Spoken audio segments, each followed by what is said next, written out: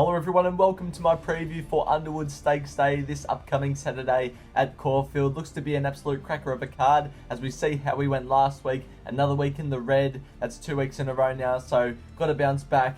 But Star Patrol getting up was a very good result. So onwards and upwards to this week. The Underwood looks a cracker and let's see how we go. We kick things off in race number 5. It's the Down Syndrome Victoria Jim Maloney Stakes for the 3-year-old fillies over the 1400 metres. And I'm siding with the favourite, trained by Paul Massara. It's Miracle of Love. This was its last start trial at Scone over the 1100 metres. Dug up on the inside and matched motors with its stablemate Late to score a narrow victory. This horse last start ran second in the Group 1 JJ Atkins up at Eagle Farm. And it's running in this listed race and it's still $3.50. Why isn't this horse shorter? Gets Blake Shin on, which is probably the best jockey in the land at the moment. Gate 5 will be right there on speed. I just don't see how this horse isn't shorter. It's going to be better suited out to 1600, so a good kickoff first up is over 1400, which is what it gets on Saturday. I'm very excited to see this horse run and I think it's a pretty good play. Race number 6 is the Equine Pathways Lamaro's Testarossa, a listed race at set weights plus penalties, and I like Bandersnatch here, and we're going to take a look at the Memsey Stakes. Its last start run, Amenable's also in this race. Amenable deserves to be as short as what it is, and it's going to run really well. I like Bandersnatch though. I think it can cause an upset. Draws gate 1, so it can settle as close as it likes with Geordie Childs in the saddle. Gets the winkers again, which I think will enhance its chances. This horse, Amenable's probably the best horse in the field right now, but Bandersnatch has done it, and it's done it for a long period of time in its career. And I think the discrepancy between Bandersnatch and Amenable in the market is still far too great. So that's why I like Bandersnatch on Saturday. I think it can run really well. Race 7 is the Ned's Caulfield Guineas Prelude for the 3-year-old Colts and Geldings at Group 3 level over the 1400 metres.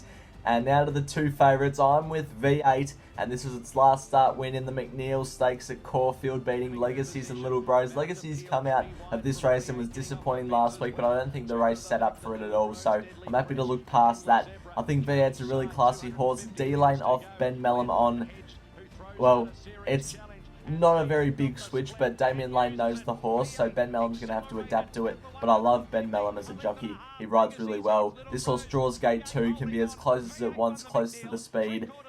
It'll be in front of Stapati in my opinion. The step out to 1400 I think will suit this horse ideally, and looks to have an abundance of class, being 3 from 4 in its career.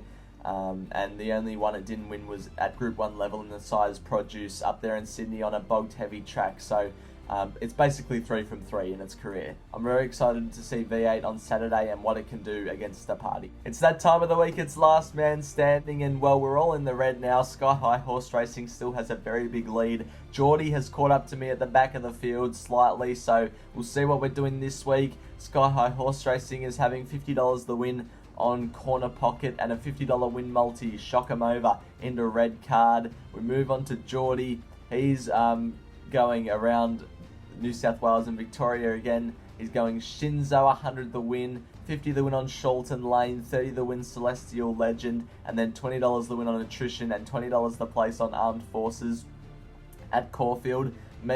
I'm doing my Friday tactic and also a little bit of Rose Hill, so I'm having 50 the win on Ignacio and also Scuderia at Ballarat, and then 20 each way on Militarize in the Golden Rose up there in Sydney, whilst also having 10 each way on Lions Raw and Journalism at big prices there in Sydney. So looks to be a cracker of a week. Race 8 is the Cadenas Jewelers MRC Foundation Cup at Group 3 level over the 2000 metres, formerly known as the Naturalism Stakes, but I'm with Floating Artist, and this was its last start win at Moonee Valley in a benchmark 100 over 2000 and the 40 metres. I really like this horse's performance. Came from around midfield or so in this race in this field of 8 and managed to pick them all up. This was second up, which is a very promising sign. Has had a 6-week freshen up into this run, and it's Maya Eustace, so I think it only enhances Floating Artist's chances of being a little bit fresh. Draws gate 10, and in a big field like this, it'll suit getting around midfield or so. Mark Zara going on is a big plus, a jockey upgrade from Thomas Stockdale in my opinion, and I reckon Floating Artist is the one to beat comfortably in the Naturalism or MRC Foundation Cup, whatever you want to call it. that's my last play of the day. Hopefully you enjoyed the video. Hopefully we can get back into the green this week. And I'll see you for, well, yeah, the race day on Sunday next week after the grand final.